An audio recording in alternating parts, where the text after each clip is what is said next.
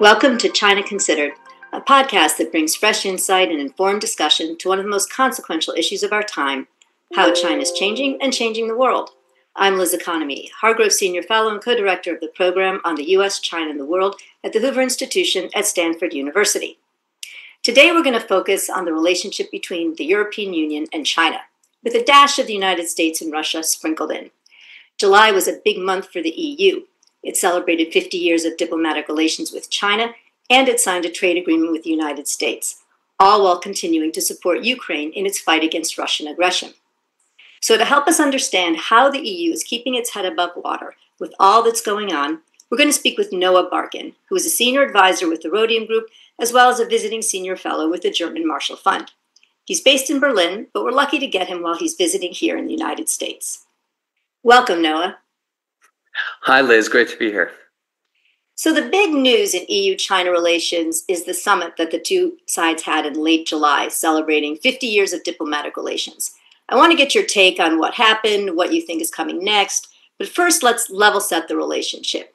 If you look back over the past decade or even more, what do you see as the defining moments in the relationship? How should we understand the evolution of the bilateral relationship? Well, I think looking at it from a European perspective, I would maybe start with the takeover by Chinese firm Midea of Germany. I think more than any other single event, that was the moment when Europe began to understand that deeper. I think it was also the moment when European capitals realized that they needed new instruments to deal with this threat. Other events in recent years, I think that back in 2019, the European Commission published a document, Strategic Outlook on China, which labeled China a systemic rival. That was a big shift, I think, in how Europe thought and described China. I think Europe had always sort of soft-pedaled its rhetoric on China, and that was sort of a break from that and a signal that Europe was going to be talking, calling a spade, talking a bit more frankly about the relationship. The pandemic had a big impact, of course. I think that triggered a sort of a slide in public opinion in Europe towards China. And then, of course, the China's support for Russia, the no limits partnership that Xi and Putin struck just shortly before Russia's full-scale invasion of Ukraine, and China's ongoing support for Russia has had a huge impact on Europe-China relations. And I think, ever since Europe towards China, I think we've seen a sort of a ramping up on the European side of economic measures to push back against China. So I think that speech was also significant in that it signaled a more robust European approach to some of the economic challenges related to China. I remember that speech. I was at the Commerce Department at the time, and it was such a great framing, that notion of de-risking, not decoupling, that, of course, we adopted it as well. I think that's become the frame for the U.S. A little bit more about that first event that you mentioned, which was the Chinese investment, I guess, and really takeover of KUKA, their German robotics firm, in 2016. Was it that they suddenly realized, the Europeans and the Germans suddenly realized that China was a much bigger economic competitor than they had sort of assumed? Or was there a national security element to this? Just what was the awakening all about? Would it have had the same impact, for example, and bought this out? Well, I think it was a sort of realization that that China was employing a sort of top strategy. Of course, Made in China 2025 was launched a year earlier. There had been other takeovers that had caused concerns. You might remember back in the Obama administration, there was an attempt to take over a German semiconductor firm, Extron, where the Obama administration intervened because the Germans were going to approve that, and that deal was reversed in the end. But it was the sense that and Chinese investment in Europe at the time was at a peak, 2016, 2017. I think it had been welcomed for many years. It was seen as a good thing. And suddenly there was a realization they are buying up strategic assets as part of a top-down strategy to become dominant in a set of key industries of the future. And so this was a sort of a key moment, I think, in how the German government thought about this and thought about Chinese investment and thought about the risks of Chinese companies buying up strategic European assets. And that triggered the development of a number of tools, and it ultimately led to this strategic outlook document that I mentioned, where China was labeled a systemic rival. Right, that was a big moment.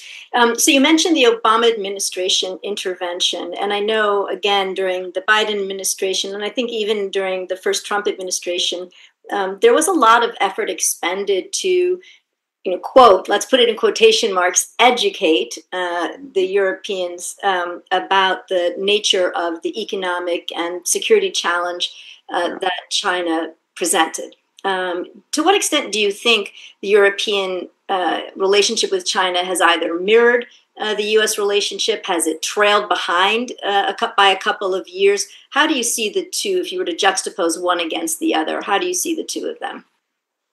Well, it's an interesting question, Liz, because I think there is a lot of confusion, especially in the U.S., I think, about how European policy towards China has evolved. I think there is a narrative out there that Europe only got tough on China because of the U.S., because of pressure from the first Trump administration, then pressure from the Biden administration. And I think you can certainly find evidence that U.S. pressure had an impact on European policy in certain areas. I'm thinking of the 5G debate and the role of Huawei in 5G networks.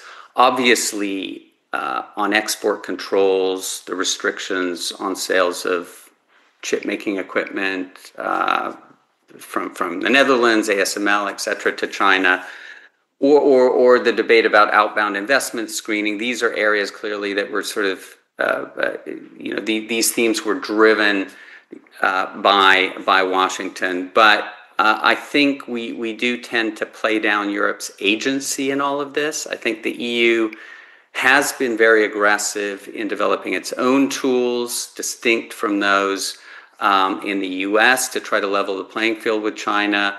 The foreign subsidies regulation, for example, is a quite powerful tool that I think we'll be hearing about more in the coming months and years. Europe moves slower than the U.S. They need time to get on the same page. It's more wedded, as you know, to tools that conform to WTO rules. It does not have the ability to decide from one day to the next with an executive order that 100% tariffs on China are going to be imposed. I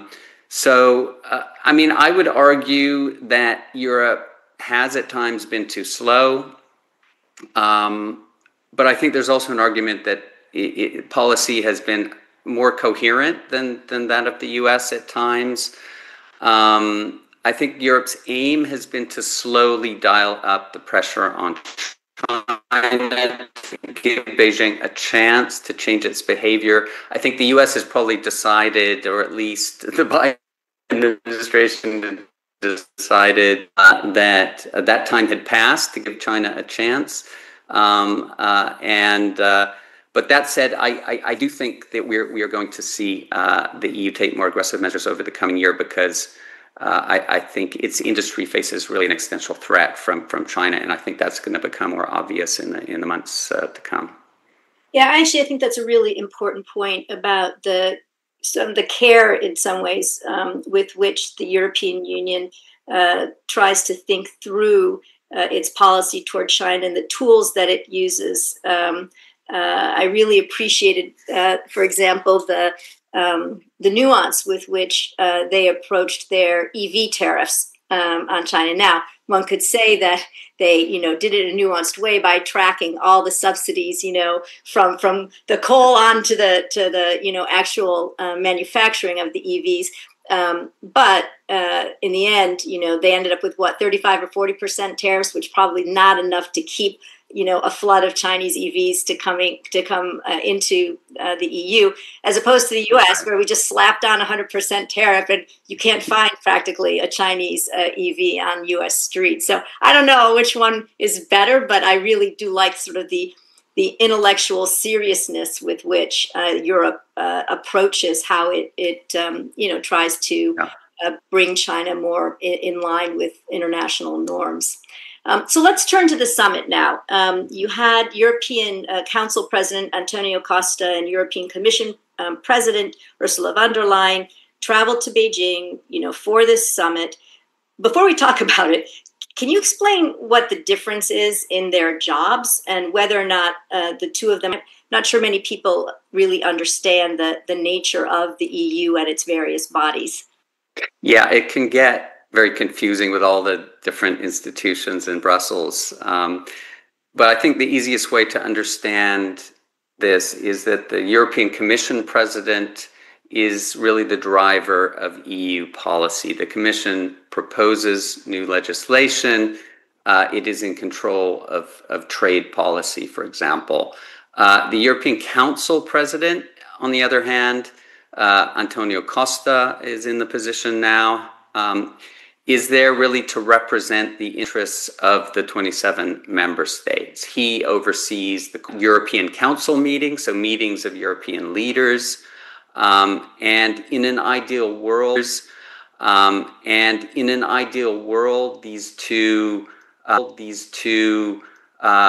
positions, European Commission President, European Council, European Commission President, European Council President, work as a team. I think that was the case in the past with, for example, Jean-Claude Juncker, who was European Commission President before von der Leyen, and Donald Tusk, who was European Council President, now Prime Minister of Poland. It was definitely not who had the European Council role couldn't stand each other on a personal level, and they were at odds on policy, including on China, where Michel favored a much softer line. So I think it's early days for von der Leyen and Costa, but by all accounts, they get along. Of course, Costa was a Portuguese prime minister before. He knew von der Leyen well when he came into the job, and I think the way they coordinated messaging at the summit in Beijing was quite, that went quite well, I think. Okay, so I remember maybe 6 months ago, there was a lot of anticipation about this summit, a sense that there was the opportunity to kind of give a little bit of a reset to the EU-China relationship. But maybe starting 2 months ago, that seemed to be less and less the case. The summit itself seemed to shrink in terms of its duration. I think it lost a day, correct me if I'm wrong, on the front end. What were the expectations of both sides coming, into this summit? What did they want? Did they think that anything was going to come? As Costa and von der Leyen were getting on the plane to go to Beijing, what was in their heads? Yeah, well, I mean, as you mentioned, I think if you go back a few months ago to April, there were expectations on both sides that the summit might produce something concrete. If not a trade truce, I think perhaps the beginnings of a sort of a pathway to a trade truce. Heading into the summit, I think China's key demand was the removal of the EU's duties on Chinese electric vehicles. And the EU had a very long list of demands, the removal of China's retaliatory measures on brandy, dairy, and pork, better market access, assurances that Chinese FDI in Europe would add value, would create jobs, assurances that Chinese overcapacities would not be flooding into Europe, and of course, a commitment from Beijing to prevent the export of dual-use goods to Russia. So these were the sort of the positions that the two sides were coming from. I think China always likes to send a message of EU-China unity, and I think, as in the past, the pictures of the leaders together can often be more important for China than for Europe. Europe was very reluctant to go to China and send images into the world of EU leaders talking with Xi and working together with the Chinese leadership, but without real deliverables. So in the end, I think neither side got what it wanted. I think there were two main reasons for that. First, China emerged from the trade spat with the U.S. Emboldened to a certain extent. I think back in April, they were quite eager to work with Europe when they were under intense pressure, intense trade pressure from the U.S. Tariffs, of course, were as high as 145% on the U.S. side. But after the Geneva meeting, the London meeting, I think they felt they had stared down the U.S. and emerged intact, if not with the upper hand. So there was less incentive to make concessions to Europe. I think second, and this is related to the first issue, was the havoc that was wreaked by China's rare earth controls in Europe, not only in Europe, but this also had a big impact in Europe. And this sort of poisoned the well, I think, in the months leading up to the summit. And it was another reason why Beijing was not really in a mood to compromise. It had Europe and other countries in a bit of a vice, and Europe was furious about these controls, which of course Europe was to a certain extent collateral damage because they were aimed primarily at the U.S. With their Chinese counterparts. It was clear that China was not a complete accident, and China was demanding other things from Europe in the run-up to the summit in exchange for loosening the rare earth controls. So that really poisoned the well, and it left both sides. There was a bit of an escalatory dynamic in the run-up to the summit. In the end, the summit was almost like a carbon copy of the summit, the last summit in December 2023, a standoff with no real deliverables. There was a joint statement on climate, which was fairly empty. There was a pledge to ramp up dialogue on export controls, code for the rare earth issue. But I don't think anybody expects that to produce anything concrete. I think most significantly, there was no indication that the EU and China are making any progress towards resolving their trade dispute over EV tariffs. I think that's here to stay. And the term that sort of came, will remain in our memories after this summit was inflection point. Von der Leyen said that the relationship was at an inflection point, and I think that heralds a tougher EU line in the months and yes. You and I have been at some of the same conferences with Americans and Europeans and Chinese over the past 6 months, and one of the things that has surprised me, I have to say, in a positive way, has been despite the sort of, challenge that President Trump poses to Europe and sort of the chaotic nature of policymaking here. I think I think maybe both of us would agree that the Chinese saw an opportunity, in that to try to wean the Europeans away from the United States because of that.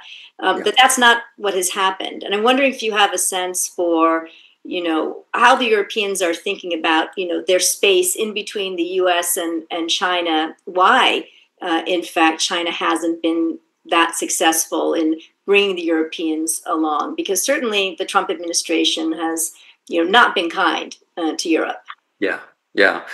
I mean, I did think a few months ago that Trump had the potential to push Europe and China together.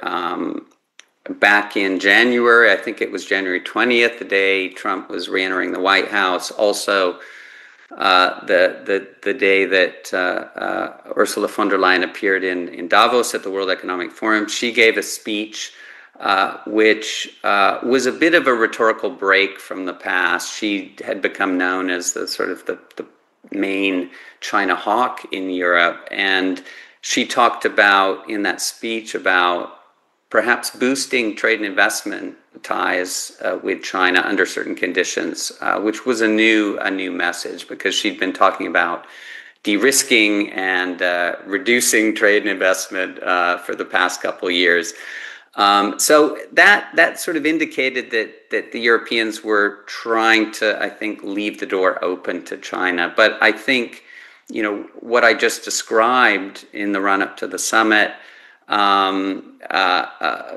sort of China being unwilling to make any substantive move towards Europe. We did see some measures. We saw, for example, the removal of Chinese sanctions on members of the European Parliament. And we saw, for example, I think the head of Merix, Mikko Huotari, just was in China a few weeks ago. He was also under sanctions. So China is signaling that it is taking some symbolic steps to reach out to Europe. But on the issues that Europe really cares about, which is, the trade relationship and China's support for Russia, it hasn't moved at all. And I think often in Europe, maybe in the West, we tend to think, oh, China has a brilliant opportunity here to drive a wedge between the U.S. and Europe and reach out to Europe. But I'm not sure in Beijing they're thinking about this in the same way. I think they have a huge amount of leverage with Europe, and they don't need to make concessions, and they can sit back and watch Trump drive a wedge between Europe and the U.S.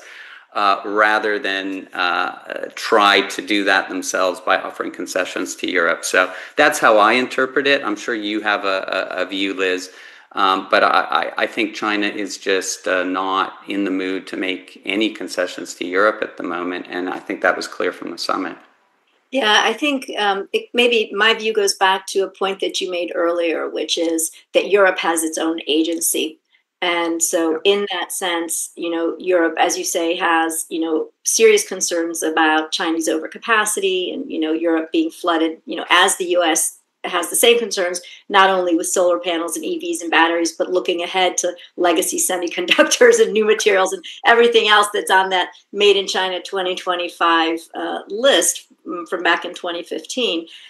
So I think that's one. And then I think from what I've understood, again, from the meetings, that you and I have been in together, that red line is Chinese continued support for Russia. And Europeans simply cannot accept, or cannot think about a real, coming together of EU-China relations when China is so actively supporting, the main aggressor in Europe.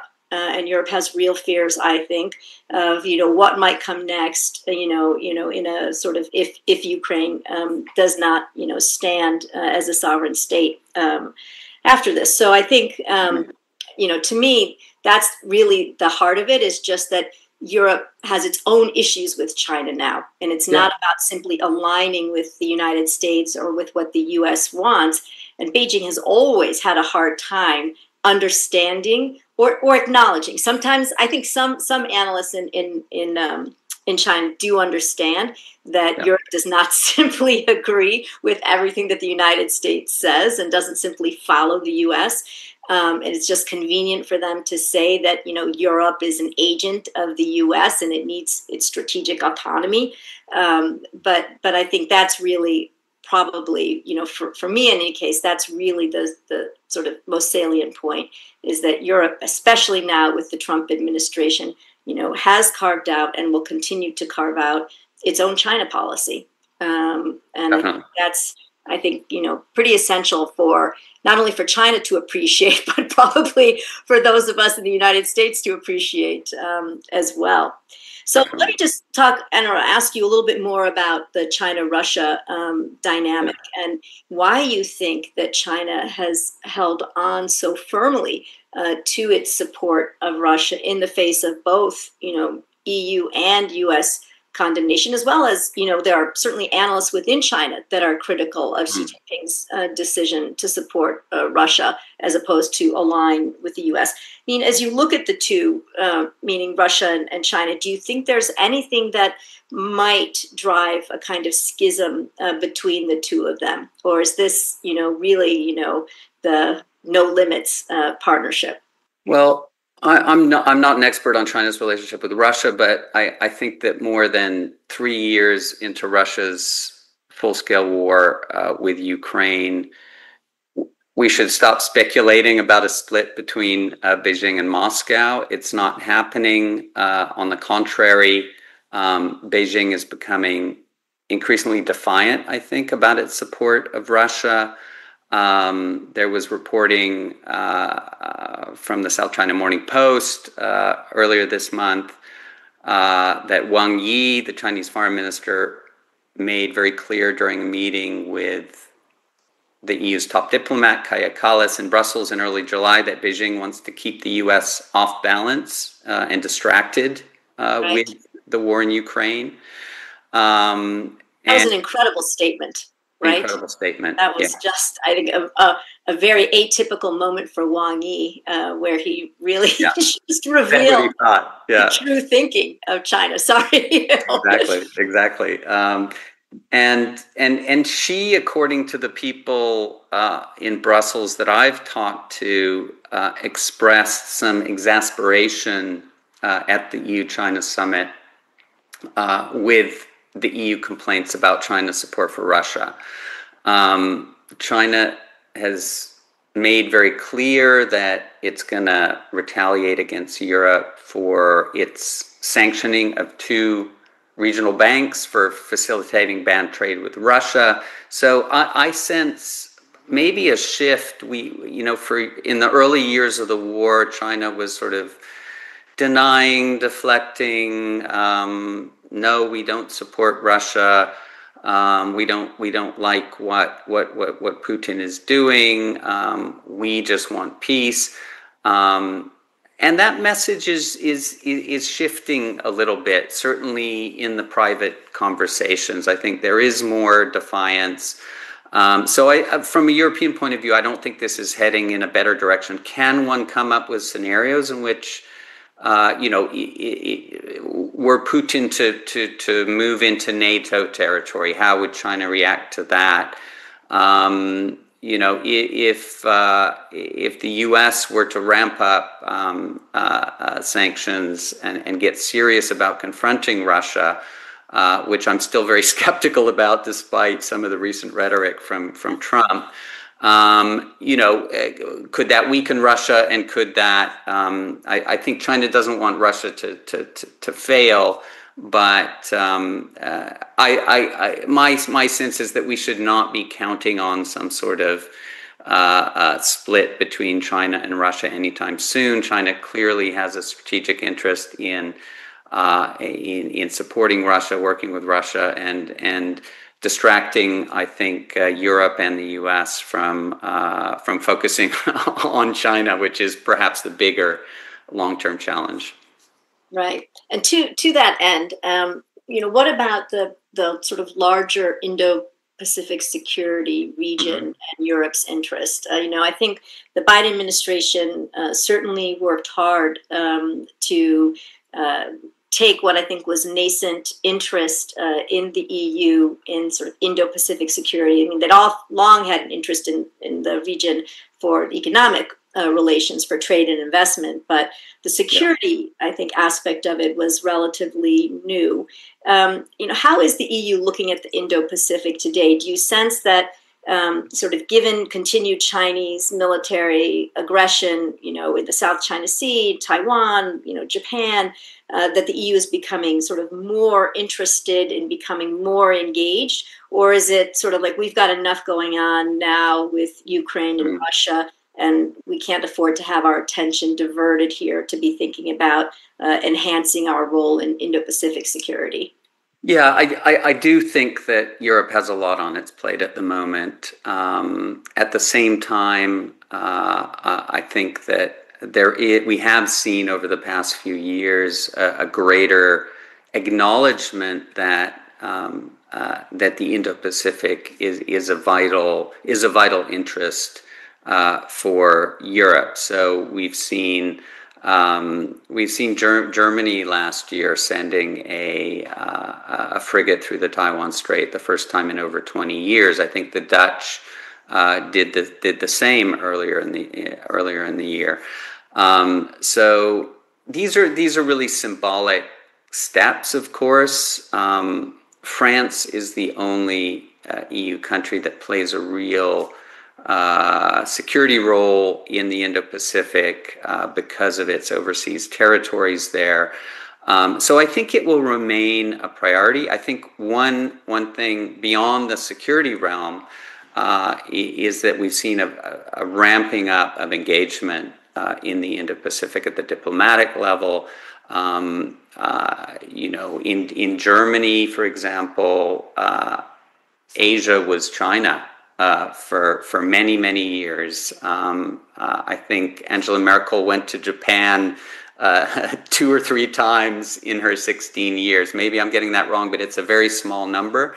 Whereas she was in China at least a dozen times. That has shifted, and we're seeing more European leaders travel to Japan, travel to Korea, travel to India, travel to Southeast Asia. So I think the engagement is increasing. I am a bit skeptical about whether Europe can play any sort of major role beyond a symbolic role in the Indo-Pacific. I think it should continue to do this, and we've had debates, I think, at some of the recent conferences we've been at about this, because the message coming from the Trump administration, at least certain figures, Elbridge Colby, people like that, is very much Europe should focus on its home front and not get involved in the Indo-Pacific. I think it's important that Europe does remain engaged, even if its security role in the region is likely to be certainly a lot more limited than the United States. Yeah, I think many people in the U.S. In previous administrations, including in Trump 1, would agree, despite what Bridge has to say, that having a greater degree of European security engagement in the Indo-Pacific is, frankly, all upside from the perspective of the U.S. And I think for the countries in the region as well. So, Bridges' comment, I think, has been interpreted many ways. I think the most generous interpretation is simply that, in fact, Europe, for the moment, because it does have, a war right, in its home to address, should focus on that for now. But yes, so without a further explanation from Bridge, we are left to just try to figure out what he might have meant. But I can kind of take from the response of certain people who were in the meeting that they were very taken aback at the time by his remarks.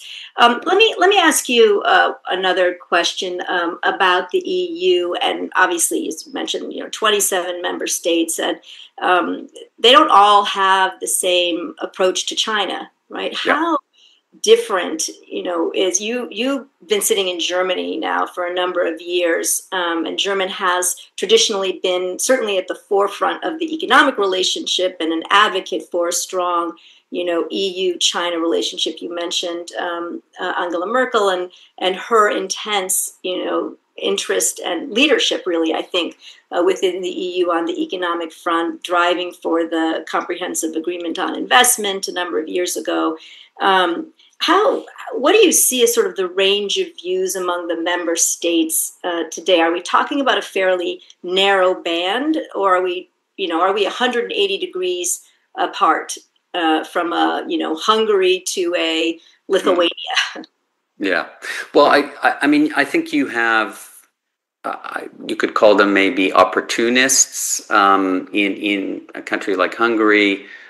Increasingly, Spain, I would say, falls into this camp, willing to sort of compromise on policies whether it's sort of electric vehicle duties or something else in order to ensure that Chinese companies make investments in Spain.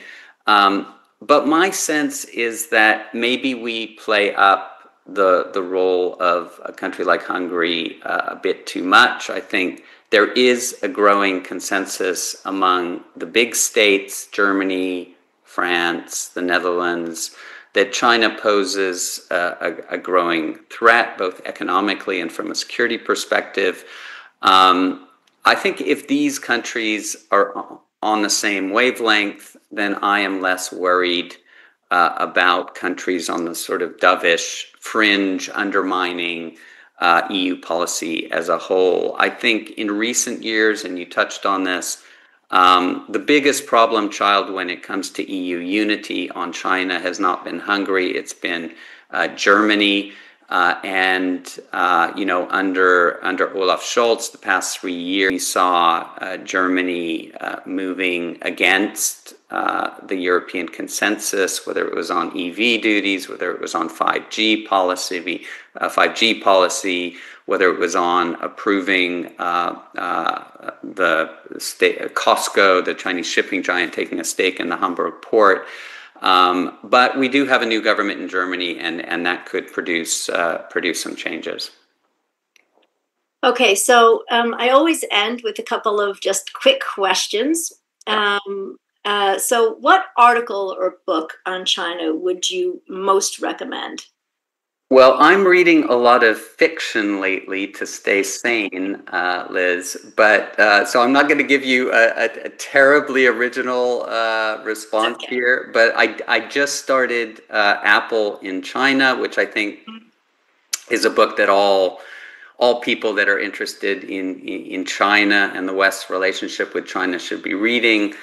I saw in recent days that Apple is shutting its first store in China, which is an interesting development. So that's a timely peg, I think, for recommending this book. And I was just talking to Patrick McGee, the author, last week. I'm sure he would appreciate your plug, but I also have to tell you, he doesn't actually need it because that he probably doesn't need my plug, right? It's selling through the roof. So next time, I want you to think about some poor author who's written a great book but isn't getting quite the attention that Apple in China is getting. Well-deserved attention, I have to say. Okay. And what do you think we don't know enough about when it comes to China? Obviously, there are 1,001, China experts, and there are an equal number of people who pretend to be experts. But what do you think? The average person just doesn't, or even the expert really doesn't understand about China that you would like to know more about? Well, I think a broader issue, and this will sound familiar because my colleagues at Rhodium Group talk about this. Dan, for example, Dan Rosen, is just the economic trustworthy economic data from China. Now, this is not something that is gonna excite the layman on the street, but I think. We have seen Chinese economic data become more and more murky, and we've seen certain data not being published anymore, and all that. So I think we still have struggle to understand what is really going on in the Chinese economy, and that is such a big question, not just for China but for the globe because of China's importance. So I would say that is something that we all need to understand much better. I think that's an excellent point because it also underpins so much of how we understand China and the challenge that it poses, right? It's one thing if China's economy is struggling. It's another if it's booming. It's another if it's half and half. And just having a sense for, where its economy is at and what that means for its sort of foreign policy ambitions, its ability to realize, all of the different strategic objectives that Xi Jinping has set out, I think is maybe at the heart of what we need to know better. Okay, and last question. What do you think the EU should be doing differently in its approach to China? You've talked about a pretty significant evolution in policy over the past 9 to 10 years, beginning in 2016. Does the EU have it about right now, or is there something more that you think it should be doing? The EU has been moving in the right direction. I don't think anybody would call the EU naive about China anymore. I think largely thanks to Ursula von der Leyen and the European Commission, we've seen over the past couple years a real ramping up of economic responses to China, development of new tools, the use of these tools. I think the big challenge really going forward is the big member states sort of assuming leadership on China and taking some of the burden off of the European Commission. I think that's been impossible because I think Germany was not in the right place. But my hope is that, as I mentioned before, that Germany, France, Poland, the Netherlands, and some Nordic countries, maybe Italy, can increasingly drive the agenda a bit more, and because a lot of what the Commission is proposing, it can't do without the agreement of the member states. For example, on connected vehicles, the Biden administration introduced rules. The Trump administration is likely to develop these further. The Commission can come out with recommendations on this, but this is really something that is in the hands of the member states. So why not have Germany, France, and a few other countries come together, reach a consensus, and drive a certain approach to this. Conditioning of Chinese FDI is another issue. So I would like to see the member states assume more of the burden. I think the Commission has done a very good job, but it's limited in how far it can push things. And we do have a change of government in Germany, so there is an opportunity here. Merz has taken a much more, I think, Europe-first approach as opposed to a Germany-first approach when it comes to foreign policy so far. It's still early days. He's been in office less than 3 months.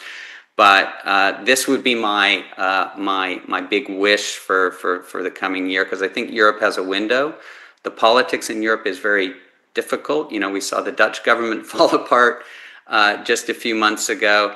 So there's a window here before elections in France, for example, in a couple years' time for Europe to really move forward. And I think it's the big member states that need to drive that. It's a great point, and it's great to hear you be so optimistic. Because I know cautiously optimistic. I know that you tend to see a little bit of the darker side of things. So if you're being optimistic, then I take that as a really positive note.